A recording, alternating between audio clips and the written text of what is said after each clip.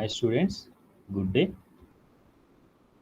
In inclusive education, we are discussing third unit, that is identification, assessment, and education of special needs children, otherwise differentiable children. Under that, until you have discussed, in the previous class we have discussed the identification, assessment, and education of gifted children. ప్రతిభావంతుల యొక్క గుర్తింపు, మదింపు మరియు విద్య అనే అంశం గురించి చర్చించుకున్నాం. So ప్రతి సందర్భంలోనూ ప్రతి డిజేబిలిటీ గుర్తించి మదింపు చేసి వాళ్ళకి సంబంధించిన విద్యా కార్యక్రమాలు చర్చించే సందర్భంలో గుర్తింపు మదింపు గురించి వాళ్ళ యొక్క లక్షణాల ఆధారంగా వాళ్ళని గుర్తించడం జరుగుతుంది. ఆ లక్షణాల ఆధారంగానే ఒక స్కేల్ని తయారు చేసుకొని, చెక్ లిస్ట్ని తయారు చేసుకొని దాని ప్రకారం వాళ్ళని గుర్తింపు లేదా మదింపు చేయటం అనేది చూస్తున్నాం. సో ఇక్కడ ఈ తర్వాత concept identification, assessment and education of mentally retarded children. Mentally retarded, బుద్ధిమాంద్యత కలిగిన పిల్లల యొక్క గుర్తింపు, మదింపు మరియు విద్య. వీళ్ళని ఏ విధంగా గుర్తించి మదింపు చేస్తాం, వీళ్ళకి ఏ విధంగా విద్యా కార్యక్రమాలని అందజేస్తాం.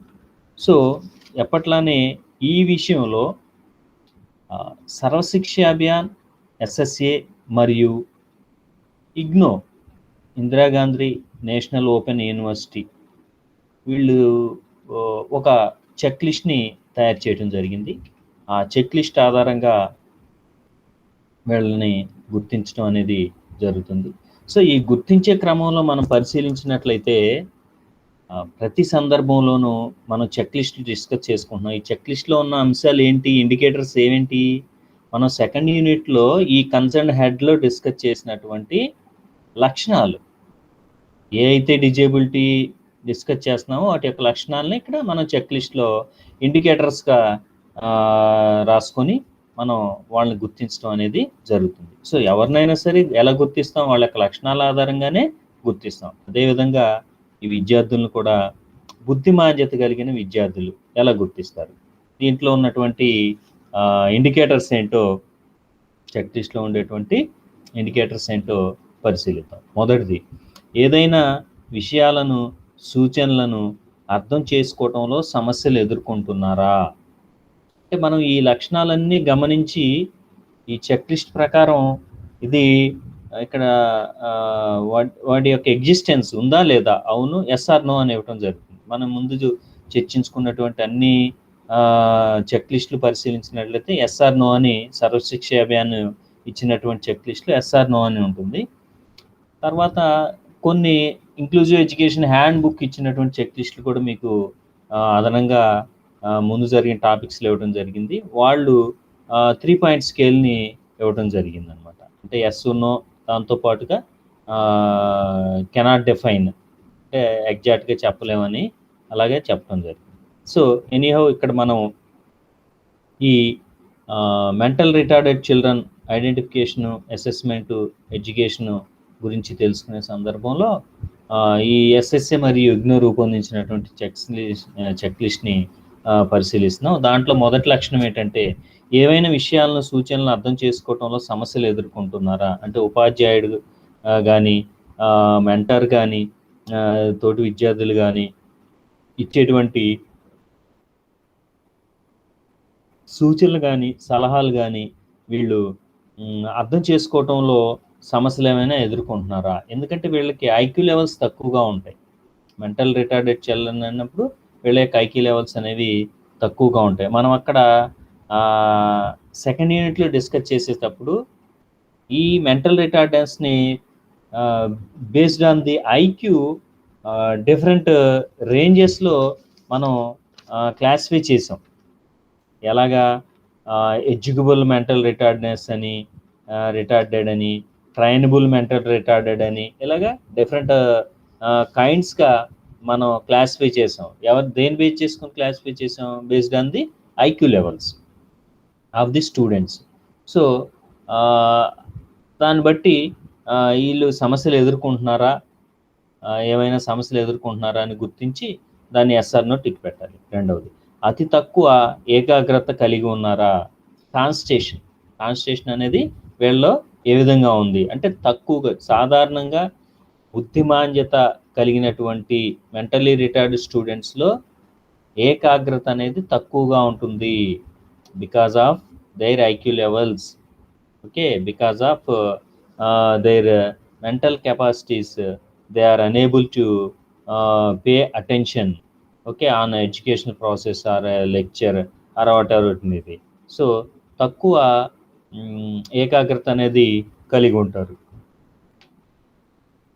Okay, next one, third one, సాధారణ వయసు పిల్లలతో పోల్చినప్పుడు అభ్యాసంలో ఎక్కువ సమస్యలు ఎదుర్కొంటారు. అంటే while comparing with normal children or peers of concern class, they face problems in teaching learning process. అంటే సాధారణ వయసుగా ఉన్న పిల్లలతో పోల్చినప్పుడు అభ్యాసంలో ఎక్కువ సమస్యలు ఎదుర్కొంటున్నారా గ్రహించాలి. అంటే వీళ్ళు సాధారణంగా ఎదుర్కొంటారు. ఎవరైతే మెంటల్ రిటార్డెడ్ చిల్డ్రన్ ఉన్నారో వాళ్ళు ఇటువంటి సమస్యలను ఎదుర్కొంటారు అనమాట అభ్యసన విషయంలో. అంటే లెర్నింగ్ జరుగుతున్నప్పుడు ఆ లెర్నింగ్ ప్రాసెస్ జరిగే సందర్భంలో because of their less IQ they face many problems in the learning process. So దాన్ని బట్టి కూడా మనం ఈ పిల్లల్ని గుర్తించవచ్చు. నెక్స్ట్ వన్ ఇది శారీరక మానసిక వికాసంలోని దశలను సక్రమంగా అధిగమిస్తున్నారా? అంటే డెవలప్మెంట్ స్టేజెస్ ఉంటాయి కదా, ఆ స్టేజెస్ అన్నీ కూడా, ఆ స్టేజెస్ వాటి లక్షణాలను ఆధారంగా మనం వాళ్ళని పరిశీలించి ఇవన్నీ కూడా స్టేజ్ బై స్టేజ్, ఈ ఇయర్ నుంచి ఈ ఇయర్ వరకు బాల్య దశ, లేదా శైశవ దశ, లేదా పూర్వ బాల్య దశ, ఉత్తర బాల్య దశ, ఇలా డిఫరెంట్ స్టేజెస్ చెప్పుకుంటున్నాం మనం అభివృద్ధిలో, డెవలప్మెంట్లో చెప్పుకున్నాం, మీరు సైకాలజీలో నేర్చుకున్నారు.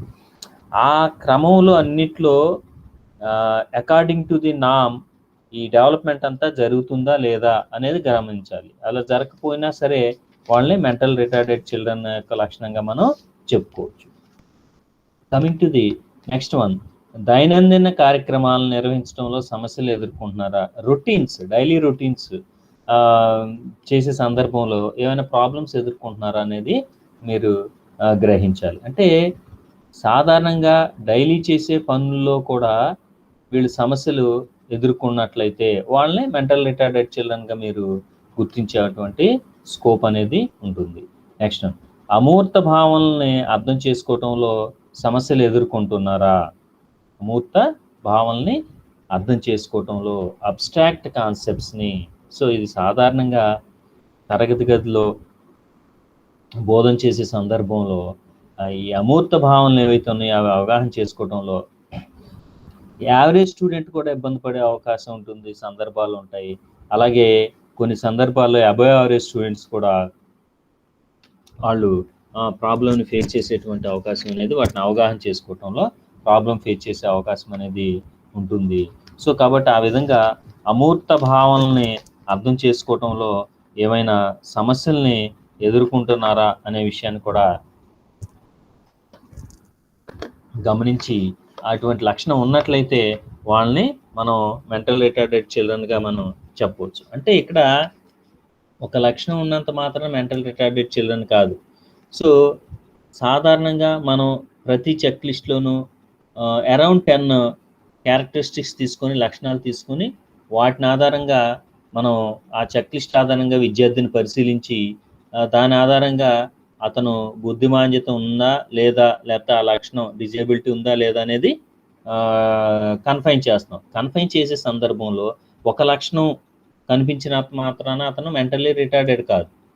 వీటిలో కొంతమంది, ఫర్ ఎగ్జాంపుల్, అమూర్త భావాలను అవగాహన చేసుకోవటం.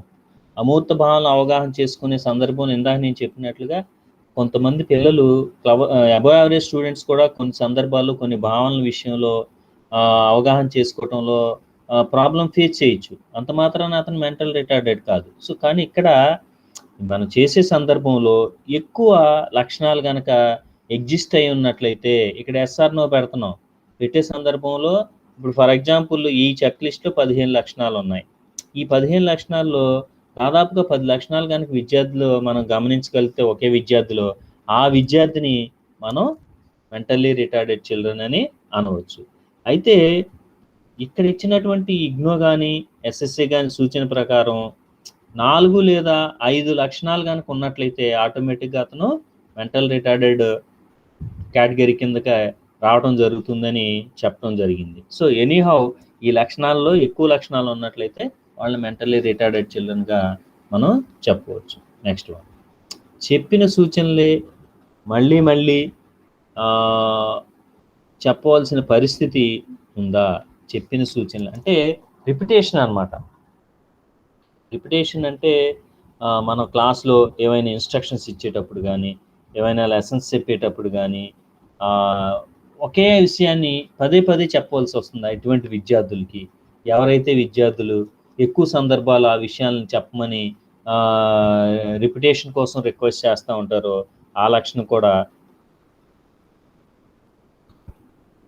మెంటల్ రిటార్డ్నెస్కి ఒక గుర్తింపుగా మనం చెప్పవచ్చు. నెక్స్ట్ అండి, భావనలను అర్థం చేసుకోవడానికి మూర్త వస్తువులను తరచుగా ఉపయోగించవలసిన అవసరం ఉంటుందా? అంటే ఇటువంటి విద్యార్థులకి, మెంటల్లీ రిటార్డెడ్ స్టూడెంట్స్కి మనం ఒక భావన, సాధారణ భావన అవగాహన పరచాలన్నా సరే వాళ్ళకి ఈ మూర్త వస్తువులు అనేవి ఎక్కువగా ఉపయోగించాలి. అలాగే ఎక్కువ చిన్న చిన్న విషయాలు కూడా మూర్త వస్తువులు అంటే కొన్ని భావనలు మూర్త వస్తువు లేకుండానే విద్యార్థులకు అవగాహన చేసుకోగలరు. సాధారణ విద్యార్థులు, అలాగే అబవ్ యావరేజ్ స్టూడెంట్స్. కానీ ఈ ఎవరైతే మెంటల్ రిటార్డెడ్ చిల్డ్రన్ ఉన్నారో వాళ్ళు భావనలను అర్థం చేసుకోవటం కోసం, సాధారణ భావనలు అర్థం చేసుకోవటానికి కోసం, చిన్న చిన్న భావనలు అర్థం చేసుకోవటానికి కోసం కూడా ఈ మూర్త వస్తువుల సహాయం అనేది తీసుకోవటం అవసరం ఉంటుంది. ఆ విధంగా ఆ లక్షణం ద్వారా కూడా మనం ఈ బుద్ధిమాంద్యుల్ని గుర్తించవచ్చు. నేర్చుకోవటానికి అంశాలను చిన్న చిన్న భాగాలుగా విభజించవలసిన అవసరం వస్తుందా? అంటే వీళ్ళ యొక్క లక్షణం అనమాట. మనం చెప్పుకున్నాం అక్కడ ఒకేసారి ఎక్కువ అమౌంట్ ఆఫ్ కంటెంట్ని వీళ్ళు గ్రాస్ప్ చేసుకోలేరు, అవగాహన చేసుకోలేరు, నేర్చుకోలేరు, గుర్తుంచుకోలేరు. ఇన్ని రకాలుగా సమస్యలు ఉన్నాయి.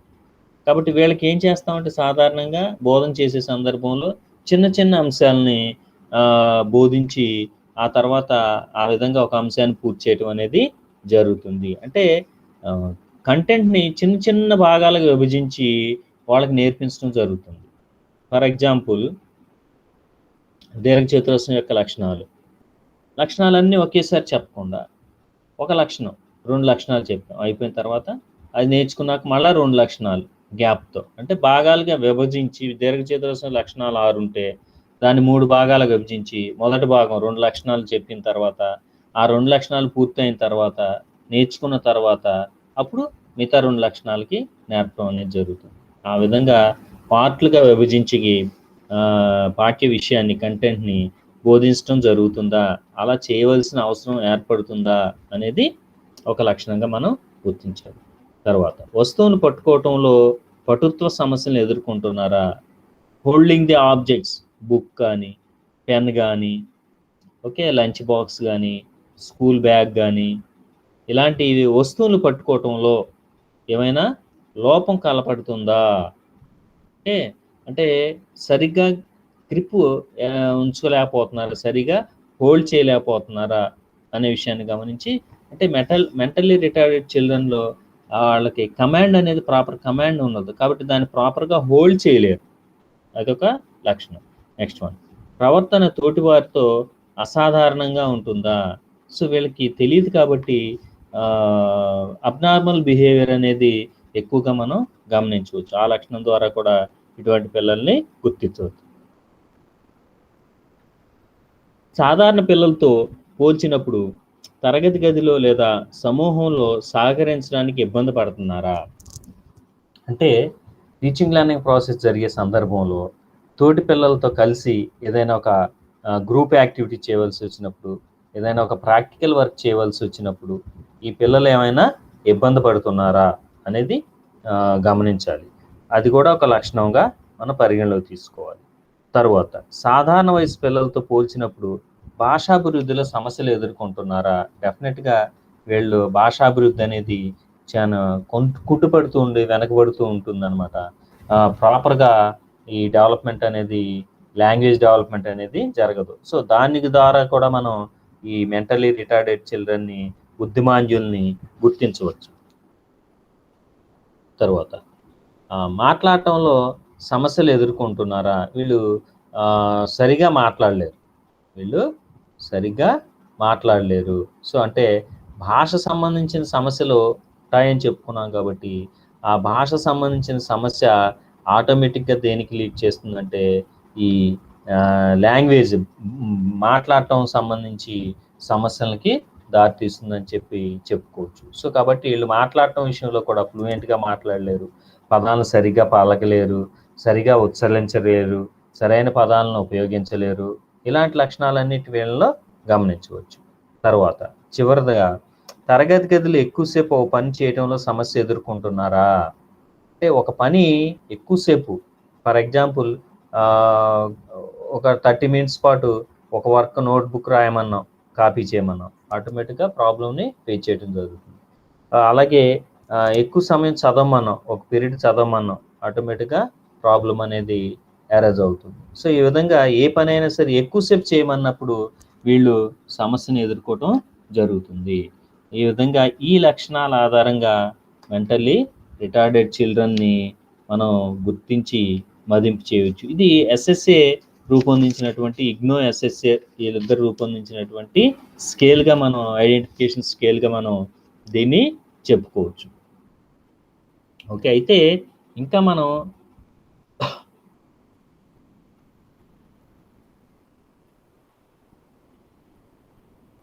సెకండ్ యూనిట్లో డిస్కస్ చేసుకునే సందర్భంలో ఇంకా కొన్ని లక్షణాలని మనం చెప్పుకోవడం జరిగింది. సో ఆ లక్షణాల ద్వారా కూడా మనం వీళ్ళని అసెస్ చేసే అవకాశం అనేది ఉంటుంది. ఓకే, అంతేకాకుండా ఇంకా మనం వీళ్ళని ఏ విధంగా గుర్తించవచ్చు అంటే టెస్ట్లు కండక్ట్ చేయడం ద్వారా. నేను ముందు సందర్భంలో చెప్పుకున్నాం క్లవర్ స్టూడెంట్స్ని ఏ విధంగా ఐడెంటిఫై చేయొచ్చు అని. అంటే ఇది ఐక్యూకి రిలేటెడ్ కాబట్టి, ఇవంతా కూడా ఐక్యూకి రిలేటెడ్ అయిన అంశాలు కాబట్టి మనం టెస్ట్లు కూడా కండక్ట్ చేయొచ్చు. ఆ టెస్ట్లు కండక్ట్ చేయడం ద్వారా కూడా ఇటువంటి విద్యార్థుల్ని గ్రహించవచ్చు. అలాగే ఆ టెస్ట్ల విషయానికి వచ్చేసరికి సైకలాజికల్ టెస్ట్లు కానీ, అలాగే లేదంటే మానసిక వైద్యుడిని దగ్గర తీసుకెళ్ళటం ద్వారా కానీ ఒక పిల్లవాడికి ఇటువంటి మెంటల్ రిటార్డ్నెస్ ఉందా లేదా అనేది చెప్పవచ్చు.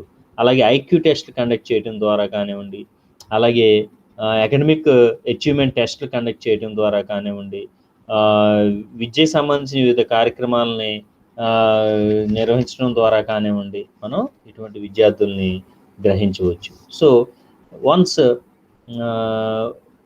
మనం ఐడెంటిఫై చేసాం తరగతి గదిలో ఎంతమంది ఇటువంటి బుద్ధిమాంద్యత గల పిల్లలు ఉన్నారో ఐడెంటిఫై చేసిన తర్వాత ఇప్పుడు వీళ్ళకి ఎడ్యుకేషన్ ఏ విధంగా ఇవ్వాలి, వీళ్ళకి ఎడ్యుకేషన్ అనేది ఏ విధంగా విద్యని అందించాలి, ఇది కూడా సాధారణ అంశమే. మనం ఇంతకుముందు చాలా సందర్భాల్లో నేర్చుకున్నాం. మనం మీ మెథడాలజీ విషయంలో కూడా దాదాపుగా అన్ని మెథడాలజీలో ఇలాంటి అంశం ఉందనే అనుకుంటున్నాను. మా మ్యాథ్స్ మెథడాలజీలో అయితే ఉంది. గిఫ్టెడ్ స్టూడెంట్స్ కానివ్వండి, స్లో లెర్నర్స్ కానివ్వండి, వాళ్ళని ఏ విధంగా ఐడెంటిఫై చేస్తాము, వాళ్ళ యొక్క లక్షణాలు ఏంటి, వాళ్ళ యొక్క బ్యాక్వర్డ్నెస్ గల కారణాలు ఏంటి, లేదా గిఫ్టెడ్ స్టూడెంట్స్ అయితే గిఫ్టెడ్నెస్ గల కారణాలు ఏంటి, వీటన్నిటిని మనం మెథడాలజీ పరంగా కూడా డిస్కస్ చేసి ఉన్నాం. ఓకే, సో ఎనీహౌ ఇప్పుడు మరలా ఒకసారి వీళ్ళకి సంబంధించినటువంటి విద్యా కార్యక్రమాల గురించి తెలుసుకుందాం. సో ఇక్కడ విద్యా కార్యక్రమాలని అందించే క్రమంలో మరలా దీన్ని క్లాసిఫై చేయడం జరిగింది. ఎడ్యుకబుల్ మెంటల్లీ రిటార్డెడ్, ఓకే, వాళ్ళకి సంబంధించి ఏ విధంగా విద్యా కార్యక్రమాలు అందించవచ్చు. ట్రైనబుల్ మెంటల్లీ రిటార్డెడ్, ఓకే, అంటే ఈ రెండు రకాలైనటువంటి ఈ క్లాసిఫికేషన్లో ఏ రకంగా ఉన్నటువంటి, ఏ కేటగిరీ చెందినటువంటి మెంటల్ రిటార్డ్ స్టూడెంట్స్కి ఏ విధంగా విద్యా కార్యక్రమాలు అందించాలి, అందించాలి అనేది మనం తెలుసుకున్నాం. ఓకే. విద్యా వాతావరణం అనుకూలంగా ఉంటే వీరి బేసిక్ స్కిల్స్ ఏమైతే ఉన్నాయో, అంటే reading, writing, competition, that means arithmetic, వీళ్ళు నేర్చుకోగలుగుతారు. అంటే వీళ్ళకి అనుకూలంగా వీళ్ళ యొక్క స్థాయిని తెలుసుకొని, వీళ్ళ యొక్క మానసిక స్థాయిని తెలుసుకొని, ఐక్యూ లెవెల్స్ తెలుసుకొని, దాన్ని బట్టి మనం బేసిక్ స్కిల్స్ని నేర్పగలిగితే, రీడింగ్, రైటింగ్ అండ్ అర్థమెటిక్ అనేటువంటి బేసిక్ స్కిల్స్ని నేర్పగలిగినట్లయితే వాళ్ళు లైఫ్లో సక్సీడ్ అయ్యే అవకాశం ఉంటుంది. ఇటువంటి బేసిక్ స్కిల్ నేర్పడానికి ఏ విధంగా వీళ్ళని కార్యక్రమాలు చేపట్టాలి అంటే, first one is admission into schools. అంటే వీళ్ళ పాఠశాలలో లేట్గా జాయిన్ చేసుకోవాలి. అంటే డెవలప్మెంట్ తక్కువగా ఉంటుంది. మనం అక్కడ చూసుకున్నాం. ఫర్ ఎగ్జాంపుల్ ఎడ్యుకబుల్ మెంటల్ రిటార్డెడ్ చూసుకున్నట్లయితే మానసిక వయసు, ఫర్ ఎగ్జాంపుల్ శారీరక వయసు 12 ఉంటే మానసిక వయసు 10 ఉంటాం, శారీరక వయసు 10 ఉంటే మానసిక వయసు 8 ఉంటాం. ఈ విధంగా శారీరక వయసు కంటే మానసిక వయసు తక్కువగా ఉంటుంది. సో కాబట్టి ఆ విధంగా తక్కువగా ఉంటుంది అనుకున్నప్పుడు ఆ గ్యాప్ తీసుకొని దాన్ని ప్రకారం మనం వీళ్ళకి ఎడ్యుకేషన్ కూడా ఇవ్వాల్సిన అవసరం అనేది ఉంటుంది. అంటే పాఠశాలలో చేర్పించడం అనేది ఆ గ్యాప్ తీసుకొని జాయిన్ చేసినట్లయితే, అంటే సాధారణంగా 5th ఇయర్ రాగానే స్కూల్లో వేస్తూ ఉంటాం. ఇలాంటి మెంటల్ రిటార్డెడ్ స్టూడెంట్స్ ఎవరైనా ఉంటే వీళ్ళ 5th ఇయర్లో మనం స్కూల్లో వేయకుండా 7th ఇయర్లోనే 8th ఇయర్లోనే వేస్తే, సో అప్పుడు అంటే ఆ టైంలో 8th ఇయర్లో ఉండాల్సినటువంటి ఏజ్లో వాళ్ళ యొక్క మానసిక వయసు అప్పుడు ఆ 7th ఇయర్లో 6th ఇయర్లో ఉండవలసిన మానసిక వయసుతో ఉంటుంది. అంటే అప్పుడు ఉన్నటువంటి తోటి విద్యార్థులతో సమానంగా వీళ్ళు పెర్ఫామ్ చేసే అవకాశం ఉంటుంది. అందుకోసం వీళ్ళని అడ్మిషన్ ఇచ్చే సమయంలోనే బేసిక్గా 2-3 ఇయర్స్ లేట్గా స్కూల్లో అడ్మిషన్ ఇవ్వటం ద్వారా మనం వీళ్ళకి విద్యను అందించే అవకాశం అనేది ఉంటుంది.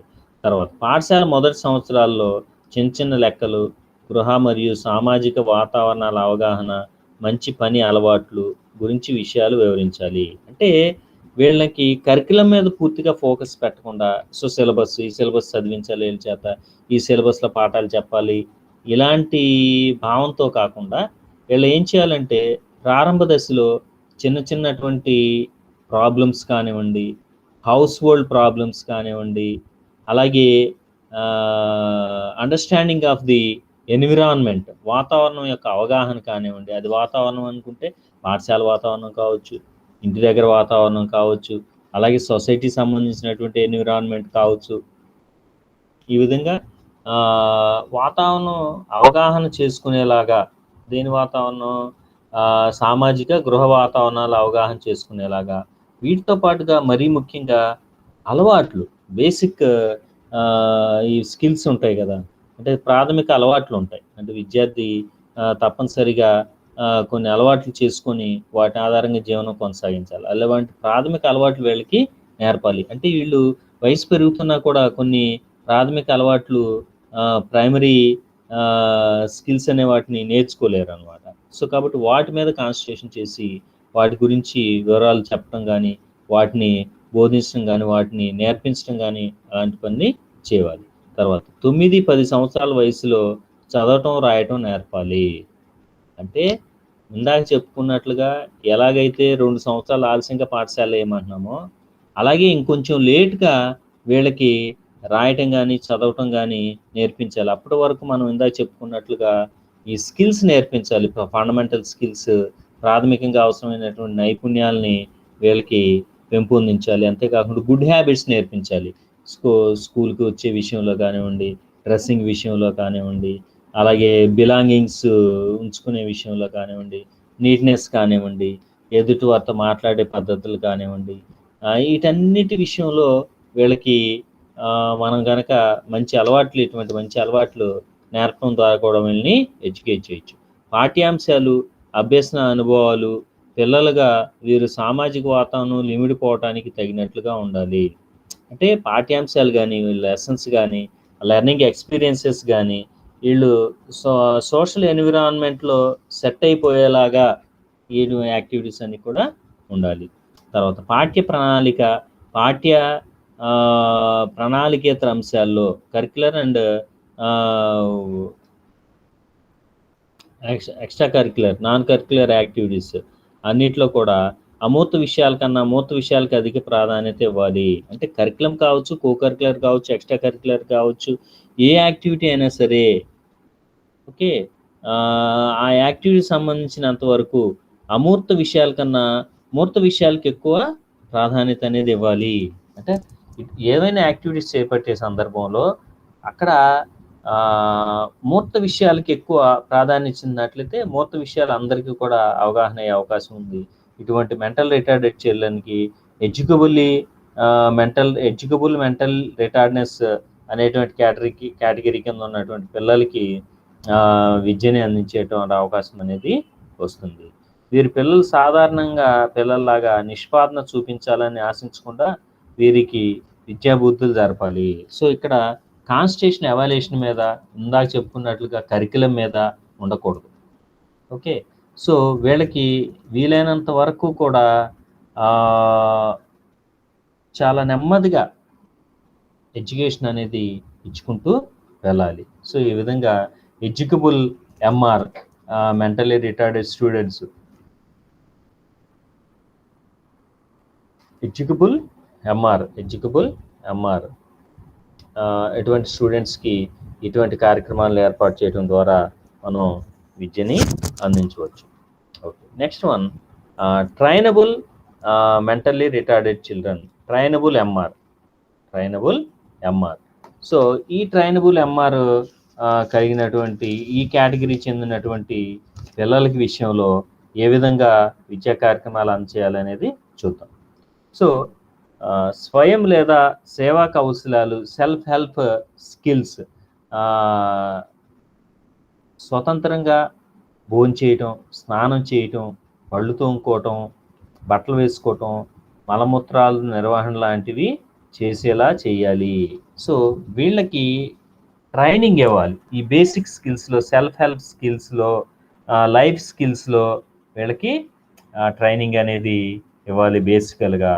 అంటే ఎటువంటి వాటిలో అంటే డైలీ రొటీన్స్ ఉంటాయి కదా, మనం చెప్పుకున్నాం. డైలీ రొటీన్స్ చేయటంలో కూడా వీళ్ళు సమస్యలు ఎదుర్కోవడం జరుగుతుంది. పళ్ళు తోముకోవాలి, పళ్ళు కూడా తోముకోలేరు. స్నానం చేయాలి, వీళ్ళు స్నానం చేయలేరు. అలాంటి మానసిక పరిస్థితి అనేది ఉంటుంది. సో కాబట్టి వాళ్ళకి ట్రైనింగ్ అనేది ప్రాథమికంగా ట్రైనబుల్ మెంటల్ రిటార్డెడ్ చిల్డ్రన్ ఈ కేటగిరీ చెందిన పిల్లలకి ఈ విధంగా వీటిలో ట్రైనింగ్ అనేది ముందుగా ఇవ్వాల్సిన ఆవశ్యకత అనేది ఉంది. అలాగే సోషల్ స్కిల్స్ ఏవైతే ఉన్నాయో వాటిని విద్యార్థులకి నేర్పించాలి. సోషల్ స్కిల్స్ అనేవి మనం పరిశీలించినట్లయితే గ్రీట్ చేయటం, ఎవరినైనా విష్ చేయటం, తోటి వారితో మాట్లాడటం, అలాగే రూల్స్, ఏదైనా విషయంలో రూల్స్ ఫాలో అవటం, స్కూల్స్ విషయంలో కానివ్వండి, సొసైటీ విషయంలో కానివ్వండి, లేదా రోడ్ క్రాస్ చేసే సందర్భంలో కానివ్వండి, అలాగే ఏదైనా గ్రూప్ వర్క్ చేసే సందర్భంలో కానివ్వండి, ఇలాంటివి రూల్స్ ఫాలో అవటం, అలాగే health precautions, health rules follow అవటం, ఆరోగ్య సూత్రాలు అనే వాటిని ఫాలో అవటం, ఇలాంటి వాటన్నిటిని కూడా ముందుగా వీళ్ళకి నేర్పించాల్సిన ఆవశ్యకత అనేది ఉంటుంది. నెక్స్ట్ వన్ మోటార్ స్కిల్స్లో జ్ఞానేంద్రియ విచక్షణలో శిక్షణ ఇవ్వాలి. చలన నైపుణ్యాలు అంటాం, చలన కౌశలాలు మోటార్ స్కిల్స్ అంటాం, వాటిలో కూడా వీళ్ళకి శిక్షణ అనేది ఇవ్వాలి. గృహ నైపుణ్యాల్లో మనం శిక్షణ ఇవ్వాలి. సో హోమ్ ఎన్విరాన్మెంట్ సంబంధించి కొన్ని స్కిల్స్ చాలా అవసరం అవుతాయి.